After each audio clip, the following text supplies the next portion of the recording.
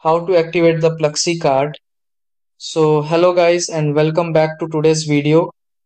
In today's video, let's teach you how you will be able to activate your Pluxee card so you could utilize it to purchase on many different platforms such as foods, grocery, fashion, electronics and gadgets up to online marketplace where people usually utilize Pluxee a lot.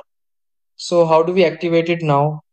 You can easily go to activation, consumer, Bloy, and you could put over here your card information. You're simply going to enter your registered email or your mobile number, enter the card reference number that you have or for your card, and simply enter the capture available over here. After that, simply click on get activation code and you will be able to receive an activation code as you can see here, or you could also type and text to this number over here.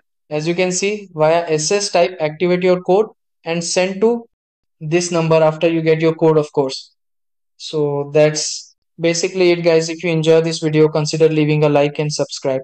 Thanks for watching.